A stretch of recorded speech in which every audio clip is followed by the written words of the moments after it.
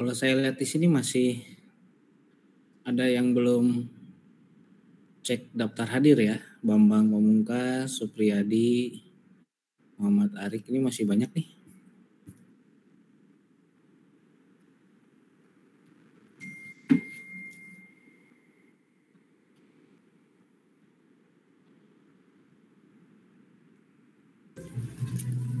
Selamat siang Pak. Ya. Saya baru masuk jadi belum scan barcode-nya Pak. Oh. Tadi keburu hilang barcode-nya. Oke, 2 menit lagi ya. Udah muncul?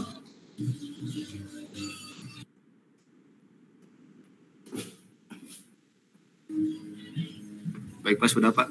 Ya. Muhammad Agung sudah. Ya. Yang lain silakan, masih ada waktu untuk presensi.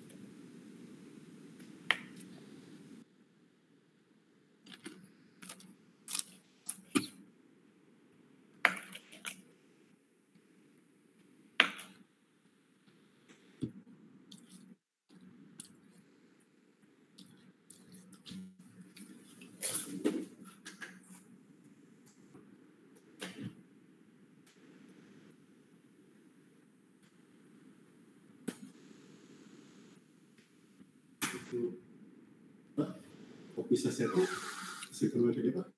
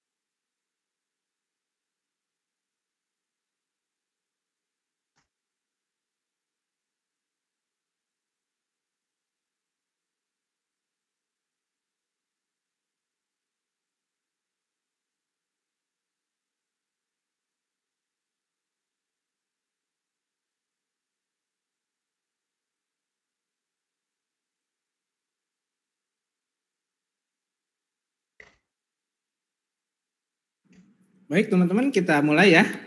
Saya pikir cukup untuk hadirnya. Kita hari ini akan bicara tentang manajemen stres ya. Jadi manajemen stres itu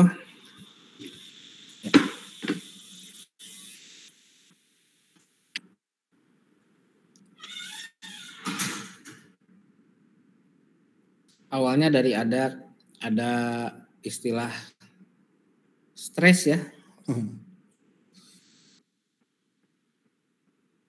Ada yang stres nggak? Sedikit Pak dosen. Siapa yang stres itu? Wah, kenapa Reski Ramadan stres? Lumayan Pak stres. Stres pekerjaan, stres apa? Betul Pak. Kerjaan. Nah, mudah-mudahan bukan stres karena kuliah ya.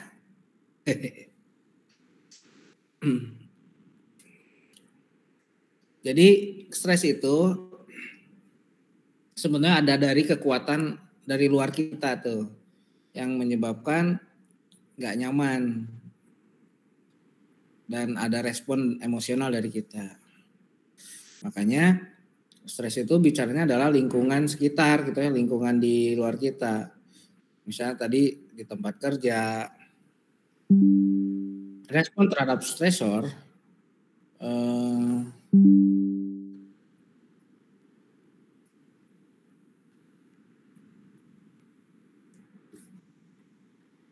respon terhadap stresor itu disebutnya stres. Misalnya perasaan terhadap tekanan dan sebagainya. Konsep stres sebagai suatu yang terkait dengan biokimia, fisiologis, perilaku, perubahan psikologis. Jadi kadang-kadang ya ada permasalahan di kantor atau dari atasan atau bawahan yang atau rekan sejawat atau memang tekanan-tekanan pekerjaan kita yang memang membuat kita ada tekanan kan ke dalam diri kita. Nah, itu yang menyebabkan menjadi stres. Nah, ada yang stres yang menyakitkan dan merusak atau distres. Ada stres yang positif dan menguntungkan. Dan dua-duanya ini terjadi ya, artinya dua-duanya itu ada pada setiap tekanan-tekanan itu. Nah, tinggal kita memilih nih mau stres yang menyakitkan atau stres yang eustress. Artinya stres itu tidak bisa dihindari karena kita berkaitan dengan eksternal. Kalau berhubungan dengan eksternal, memungkinkan ada tekanan-tekanan tadi, maka ada respon lah. Nah, responnya itu ada yang tadi dengan distress atau eustress. Gitu ya. Itu prinsipnya. Nah, ada yang mendefinisinya, ada yang menyatakan bahwa transaksi antar orang dan lingkungan. Jadi antar dirinya sendiri dengan lingkungan sekitarnya. Ada juga stres adalah respon tidak spesifik terhadap berbagai tuntutan.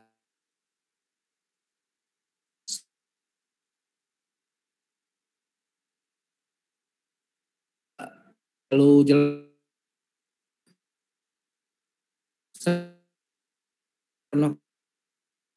bermanfaat. Stres tentu saja berakibat kalau stres tapi pekerjaannya berhasil, terobatilah kemarin gitu ya.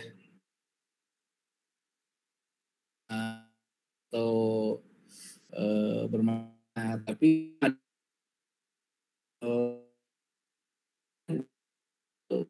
ibu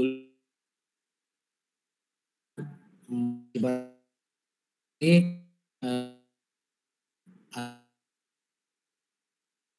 stres. Tadi yang saya sampaikan, stres ini karena mungkin saja tidak bisa dihindari.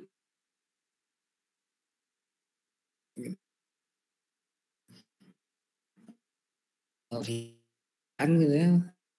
Oleh karena itu perlu dikelola gitu. Ya.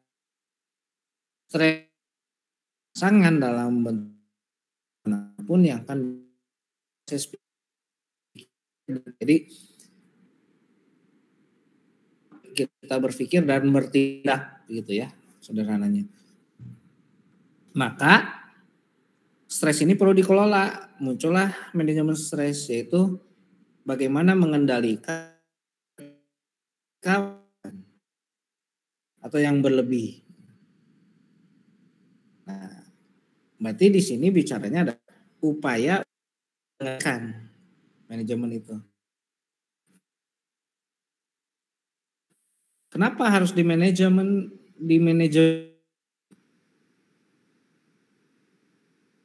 biar ada sistem kekebalan hubungan sosial kemudian kualitas cinta kasihnya dalam keluarga juga baik, produktivitas sehat, kemudian samping dari ini resiko terkena penyakit. Jadi jangan-jangan yang banyak gitu ya, jantung, stroke, mudah-mudahan kita ya.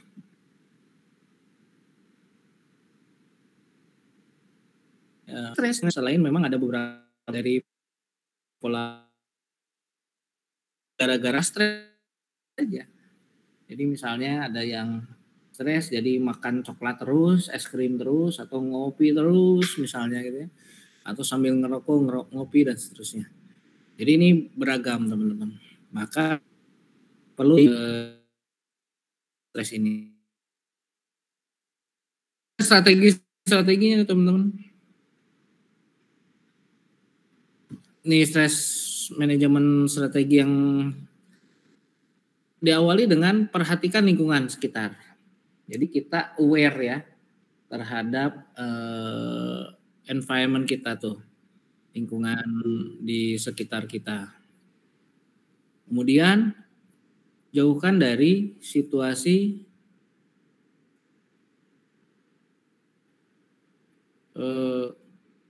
yang menekan. Oh, nggak bisa jauhkan, tapi hindari juga nggak bisa. Misalnya gitu kan ya. Nah, upayakan minimalisasi dari situasi yang menekan dan upayakan juga tidak mempermasalahkan yang sepele. Maksud saya masih banyak hal-hal yang besar yang perlu kita pikirkan, jangan sampai concern di hal-hal yang justru sepele gitu, kecil. Bukan berarti menganggap remeh hal sepele, tidak. Tapi concern kita upayakan ke hal-hal yang lebih besar gitu. Kemudian cara bereaksi kita pun tidak reaktif berlebihan, tapi kita upayakan lebih tenang, lebih berupaya untuk melihat perspektif orang lain dari berbagai sudut misalnya. Nah, jadi kita upayakan berbagai referensi-referensi yang ada sehingga wawasan kita ketika ada tekanan tadi kita bereaksinya secara efektif, hasilnya proporsional. Bahkan kita tidak melakukan reaksi yang berlebihan, tenang saja karena kita sudah berbagai banyak referensi, alternatif-alternatif, kemudian perspektif-perspektif yang kita miliki. Dan jangan lupa tidur ya, memang ini tuh banyak dari sisi kesehatan menyarankan memang jangan terlalu banyak begadang atau nongkrong sampai malam gitu ya. Ya secukupnya saja lah ya. Dan tidurnya sebaiknya sesuai gitu, sesuai dengan apa yang disarankan dari ahli-ahli kesehatan. Kemudian hindari pengobatan diri sendiri atau menghindar. Nah ini juga sebaiknya kita berdiskusi, menyampaikan, konsultasi gitu ya. Kemudian hadapi, jangan sampai menghindar, hadapi, tapi diskusi dulu dengan orang lain, dengan rekan, dengan teman-teman atau yang dapat dipercaya, kemudian dihadapi. Kemudian relaksasikan diri dengan cara terbaik, kemudian tentukan tujuan yang realistis bagi diri sendiri. Nah artinya kalau saya lihat di sini di strategi ini, yang pertama adalah orientasi kita terhadap melihat permasalahan. Itu yang pertama ya. Jadi orientasi kita terhadap melihat permasalahan, mana yang memang perlu kita pilah, bagaimana yang perlu kita pikirkan, mana yang ini nanti saja, ini tidak terlalu berdampak atau istilah di sini dianggap sepele. Mungkin yang kita maksud adalah tidak terlalu berdampak gitu ya, tidak urgensi, tapi kita fokus kepada yang lebih urgensi. Nah, itu dari melihat sudut pandang permasalahan. Kemudian dari sisi kesehatan fisik kita tidur secukupnya. Kemudian berdiskusi berkonsultasi, berteman, bergaul, komunikasi, kemudian menghadapi, itu menjadi langkah berikutnya. Jadi jangan sampai bebannya oleh sendiri saja. Upayakan bisa berbagi dengan teman-teman, berdiskusi, sharing, sehingga nanti ada muncul gagasan-gagasan alternatif solusi. Nah, kemudian di sini relaksasi. Artinya relaksasi itu ya tenang saja gitu. Artinya bagaimana segala sesuatu itu ada alternatif solusinya. Dan kemudian kita fokus terhadap tujuan yang mau apa sih kita sebenarnya kan gitu. Nah, ini teman-teman di stress management strategi. Ini nampaknya kan teori ini langkah gitu ya. Tapi silakan dicoba saja, tidak semudah itu gitu. Kemudian yang kalau kita lihat yang kedua, ini ada lagi jangan membebani diri secara berlebihan. Nah, artinya bahwa memahami bahwa kita secara individu punya banyak keterbatasan, punya keterbatasan ya. Nah, ketika ada beban yang memang dianggap berat, jangan oleh sendiri gitu. Jadi jangan sampai menyiksa diri gitu, membebani diri sendiri secara berlebihan, karena kita bisa mengukur dengan segala keterbatasan yang kita miliki. Yang kedua kemudian adalah perspektif tadi, merubah cara pandang atau orang-orang menyebutnya mindset atau pola pikir atau paradigma, mengubah paradigma. Kemudian yang ketiga adalah lakukan sesuatu untuk orang lain. Jadi ketika kita berbuat sesuatu untuk orang lain, maka untuk diri sendiri pun akan terlampaui. Misalnya begini, maksud saya coba analogi ya. Misalnya ketika saya ke Bandung, Purwakarta, itu saya untuk kepentingan sendiri misalnya ya. Tapi kemudian kalau saya Bandung ke Jakarta untuk kepentingan orang banyak. Nah, logikanya ketika saya ke Purwakarta, sampai nggak ke Jakarta? Tidak. Tapi ketika saya ke Jakarta, Purwakarta terlewati nggak? Terlewati. Nah, artinya ketika kita berpikir untuk orang banyak, maka untuk kepentingan sendiri pun itu akan terlewati. Jadi lakukanlah sesuatu itu sebetulnya adalah untuk orang banyak atau untuk orang lain. Untuk menghindari stres, tingkatkan ketahanan diri, manfaatkan stres itu, dan selalu berpikir positif, dan kenali penyebab ketegangan stres tadi. Biasakan hidup sehat dengan makan bergizi dan seimbang. Pelihara, nah ini penting teman-teman, pelihara hubungan perbuatan dan sosial dengan orang di luar lingkungan. Nah ini, pelihara hubungan persahabatan sosial dengan orang di luar lingkungan itu artinya komunikasi kita baik dengan internal maupun eksternal, baik dengan atas, bawah, atau setara, sejajar. Jadi kita 360 derajat membangun hubungan komunikasi yang baik, persahabatan dan sosial dengan orang-orang yang ada di sekitar kita. Ini luar biasa ini ya teman-teman.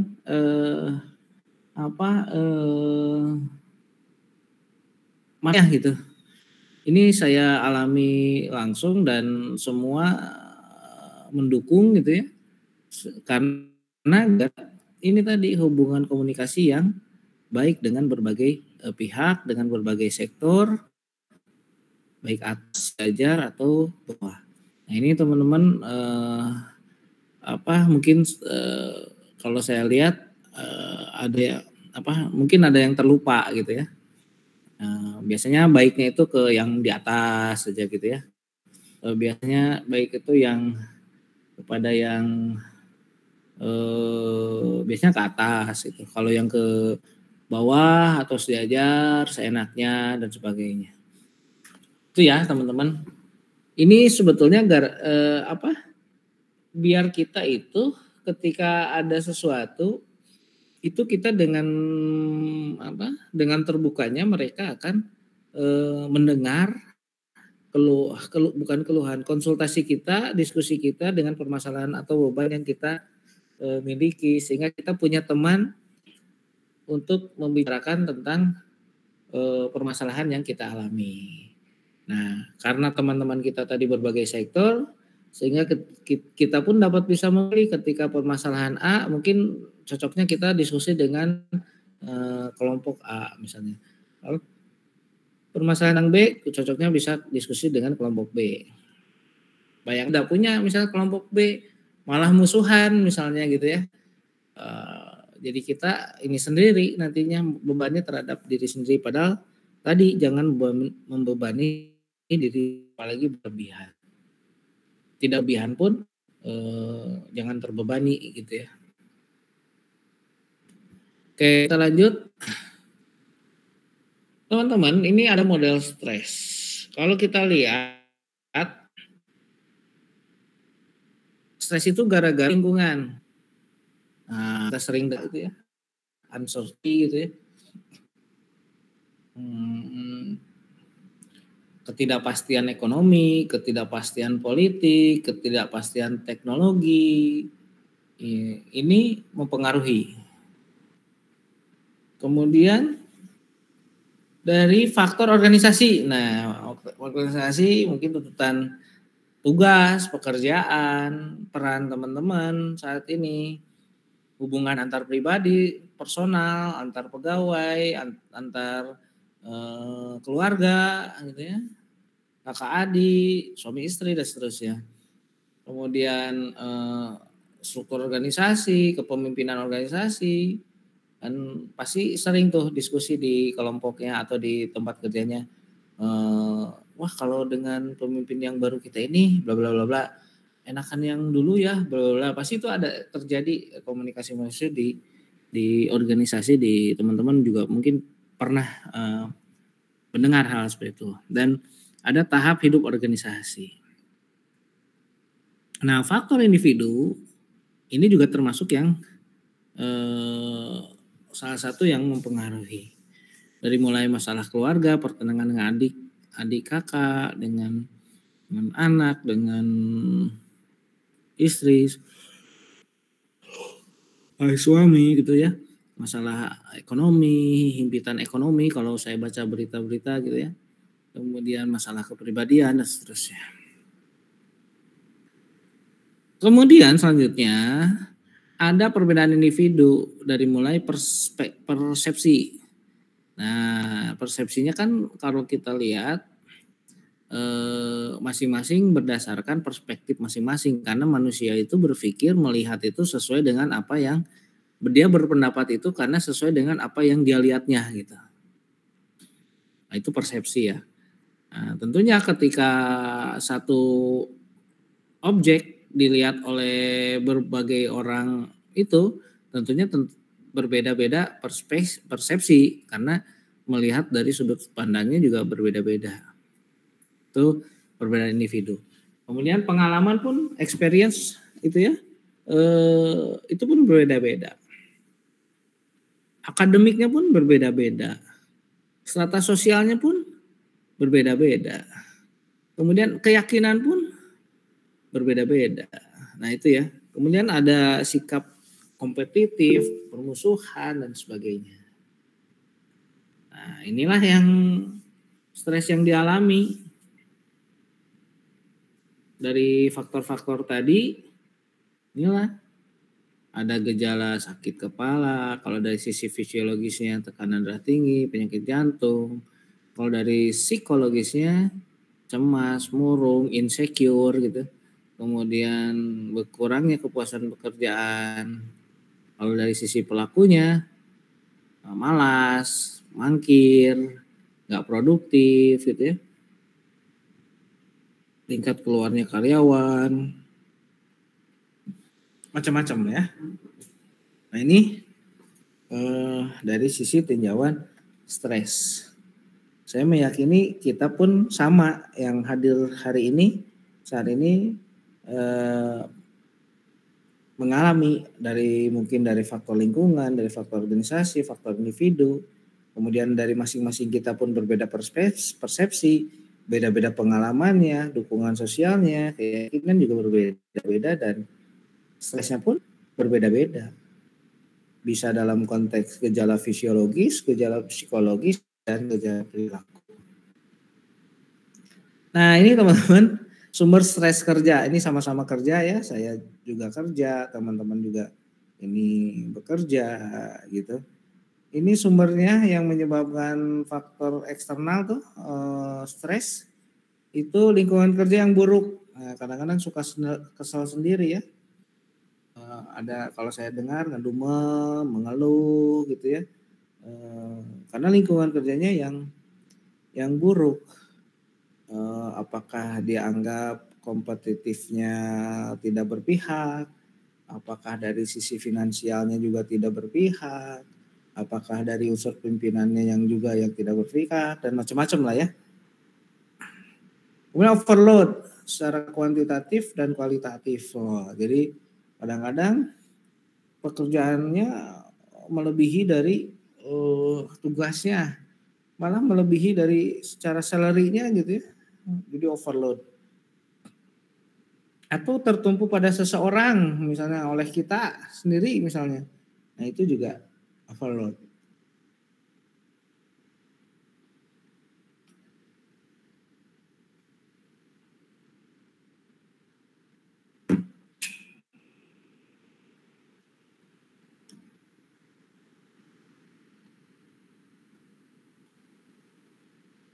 Terjadi deprivasional, kondisi kerja yang tidak lagi menantang dan menarik bagi karyawan, kurang komunikasi sosial, muncullah bosan, keluhan, ingin keluar, nggak puas, kecewa, bla bla bla.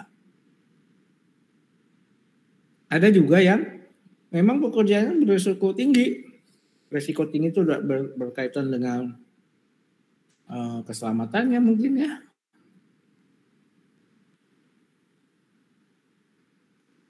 Dan lain-lain. Kemudian konflik peran. Nah biasanya para perempuan gitu ya, ini perannya juga kadang-kadang ada harus bagaimana, harus di rumah misalnya harus, kalau yang sudah berkeluarga berarti dia harus sebagai seorang istri atau ada yang sebagai seorang ibu. Jadi memang ini konflik peran. Kemudian ada yang suaminya adalah bawahannya misalnya, dan begitu juga sebaliknya gitu ya. Ini juga menjadi konflik peran bermasalah. Pengembangan karir, ada yang tiba-tiba baru kemudian naik, oh ternyata adiknya siapa, adiknya pimpinan bla bla bla gitu ya. Ini juga menyebabkan faktor yang lingkungan kerja yang mempengaruhi ya tadi terhadap kinerja. Struktur organisasi misalnya tertumpu pada seseorang atau tidak ada bidanginya, akhirnya dikerjakan oleh bidang yang lain. Bahasa Sundanya itu pacorokokod, jadi artinya tidak sesuai dengan bidangnya atau bahkan tidak ada bidang yang mengurusinya, saling menyalahkan. Harusnya tugas ini, harusnya tugas itu, harusnya di bidang ini, di bidang itu, bla bla bla. Nah ini struktur organisasi. Dan ada faktor internal. Itu kalau faktor internal itu bicara dari karakter kita. Kalau kemarin kita bicara pengembangan diri kan ada karakter kita yang macam-macam. Yang kemudian persepsi kita itu ada di dalam diri kita, tergantung tadi persepsi tergantung pengalaman kita, sosial kita, kemudian dari lingkungan pengetahuan kita dan sebagainya.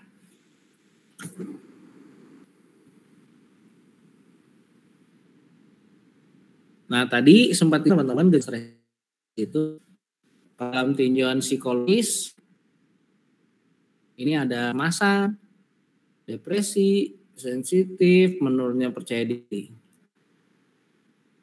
Fisiknya detak jantungnya berdetaknya cepat, migrain, gangguan pernapasan, sesak nafas. Dari sisi perilaku, menunda-nunda pekerjaan, malas, nggak semangat, bosan, prestasinya nggak ada, nggak produktif, hubungan dengan yang lainnya juga tidak baik, saling menyalahkan, saling membicarakan kejelekan orang lain, kan gitu ya. Mungkin teman-teman juga pernah mengalami. Saya meyakini di berbagai organisasi atau berbagai perusahaan atau berbagai tempat pekerjaan ini mengalami hal seperti ini. Nah, teman-teman ada upaya untuk atasi stres. Lalu tinjauan secara individu kita di internal kita pribadi yang bisa kita lakukan gitu ya, pertahankan das. Yang kedua, terima diri apa adanya. Jadi jangan mengada-ngada atau jangan gagayaan juga gitu. Nah, kadang suka kadang kalau saya lihat itu ya beberapa baca di media atau di saya analisis atau perhatikan di berbagai informasi atau berita atau video atau media sosial gitu ya. Kadang-kadang ada ya gaya-gayaan, memaksakan diri, akhirnya kemudian dia terjerat atau pinjam atau ada apa sekarang lagi tren tuh pinjol tapi nggak bisa bayarnya, ternyata pinjamnya gaya-gayaan bukan tuntas dan sebagainya. Jadi tadi ingin lain tapi tidak menerima gitu, cuma diri apa ada gitu, tidak perlu dengan hal lain, malah jadi menyiksa diri, malah jadi tambah stres nantinya. Kemudian memelihara persahabatan ini penting, bagaimana kita punya kepribadian yang bisa oleh orang lain, bersahabat. Kemudian kita melakukan tindakan yang konstruktif, artinya tindakan konstruktif itu adalah tindakan bagaimana kita melakukan perbaikan-perbaikan dengan perspektif yang positif tentunya, membangun gitu ya. Dan pelihara hubungan sosial, komunikasi yang baik. Komunikasi yang baik atau hubungan sosial itu ternyata kembali kepada diri kita sendiri. Bagaimana kita menempatkan diri sehingga diterima oleh orang lain. Hubungan sosial kita menjadi baik. Kemudian kalau bisa ada aktivitas kreatif di luar pekerjaan. Jadi selain teman-teman yang bekerja, ya mungkin ada, biasanya orang memanfaatkan aktivitas kreatif ini dengan hobinya. Misalnya ada yang mancing, ada yang musik, ada yang olahraga, ada yang bersepeda misalnya gitu ya, macam-macam. Ada yang touring di luar pekerjaan. Dan kegiatan sosial dan keagamaan, artinya ini untuk menumbuhkan nilai-nilai spiritual kita, juga nilai-nilai sosial kemasyarakatan, bahwa kita bisa eksis atau berada di dalam komunikasi sosial, kegiatan-kegiatan sosial, komunitas sosial maksud saya, juga dengan mengikuti dengan nilai-nilai keagamaan atau nilai-nilai spiritual. Nah ini yang bisa kita lakukan teman-teman di dalam diri kita, yang bisa kita latih ini ya. Jadi ini mah nggak ada orang lain itu maksud saya. Ini mah pure yang kita lakukan di internal. Ada eksternal. Kalau eksternal itu ya bagaimana kita perbaiki kondisi kerja lingkungan. Kemudian keterlibatan dalam pengambilan keputusan. Kemudian komunikasi efektif dan penghargaan. Jadi ketika kita sudah mendapatkan penghargaan, kemudian komunikasi efektif, kemudian melibatkan berbagai pihak dalam pengambilan keputusan, gitu ya. Kemudian kita juga memperbaiki kondisi lingkungan kerja, itu akan meminimalisasi stres yang terjadi. Jadi apresiasi, maka saling menghargailah. Ketika kita mulai menghargai orang lain pun menghargai kita. Ketika kita melakukan komunikasi efektif tadi, maka message atau informasi atau keinginan atau visi yang kita maksud juga sampai kepada orang lain. Begitu juga sebaliknya. Orang lain pun punya keinginan, punya visi, punya message, itu juga sampai kepada kita. Jadi tidak terjadi miskomunikasi lah, yang kita kenal miskomunikasi itu ya.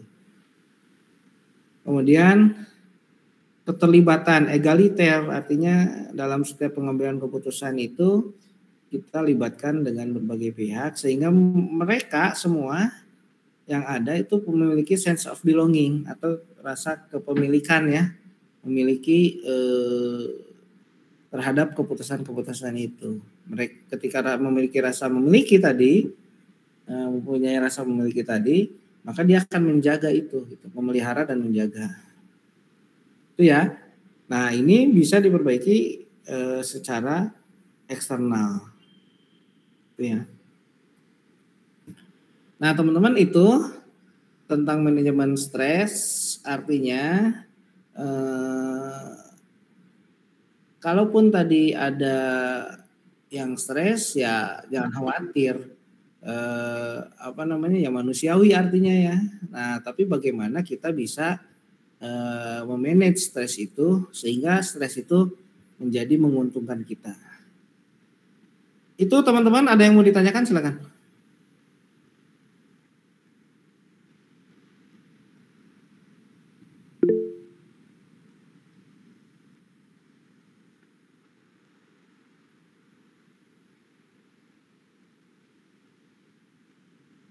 Baik, kalau tidak ada, saya pikir cukup ya teman-teman. Ini baru masuk lagi Cecep Sutisna. Boleh Pak izin bersih. Tadi keluar ya? Ya nggak apa-apa. Suaranya kedengaran Pak? Kedengeran? Ya. Izin Pak, izin bertanya mengenai manajemen stres tadi yang istirahat ya Pak, istirahat yang cukup untuk kesehatan.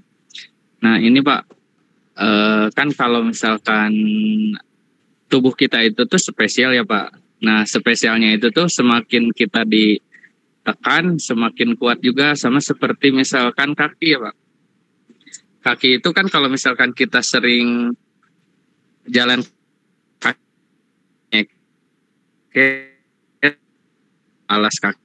Tapi kalau kita pakai alas gitu. Nah, apakah perihal waktu, kan kalau saya baca umur sebaiknya 7 sampai 8 tahun. Per hari. Tapi kalau misalkan kita justru menekan pola tidur kita itu jadi 4 jam misalkan atau 5 jam per hari, apakah itu akan membuat kita semakin kuat dengan kebiasaan atau terlempar? Baik. Halo, Cep?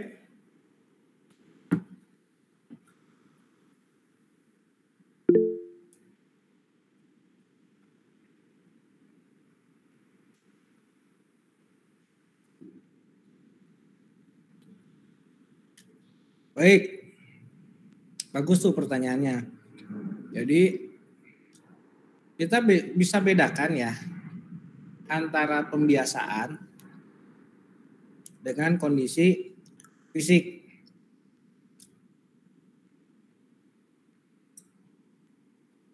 Kalau kondisi fisik tadi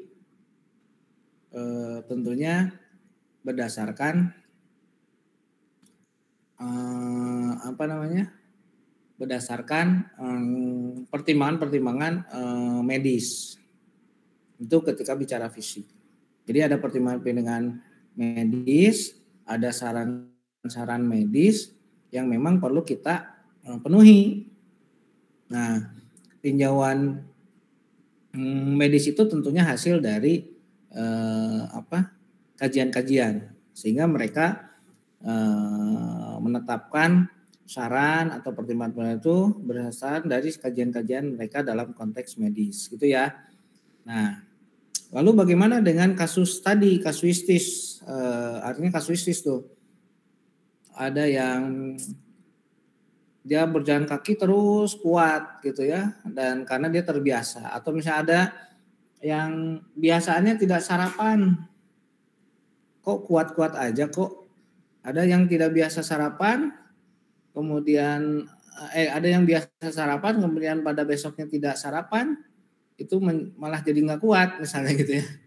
Nah itu kasuistis, artinya ada pembiasaan sehingga mungkin ya, saya bukan orang medis, jadi saya nggak tahu. Jadi mungkin ketika ada pembiasaan itu si fisiknya itu menyesuaikan. Nah, ketika menyesuaikannya itu kekuatannya sampai mana? Nah, itu yang perlu ditanya dalam konteks medis gitu ya. Itu kalau menurut saya. Jadi kalau berkenaan dengan kesehatan tadi, tentunya kita mengikuti pertimbangan medis gitu. Begitu ya. Baik Pak, terima kasih Pak. Mohon maaf Pak, tadi koneksinya terputus Pak. Ya nggak apa-apa, tapi sudah ditangkap pertanyaannya. Ya Pak, terima kasih Pak. Begitu ya teman-teman. Jadi pada simpulannya, stres itu manusiawi. Jadi semua juga mengalami stres. Malah aneh ketika ditanya apakah ada yang tidak stres misalnya gitu. Malah aneh ya, justru manusia itu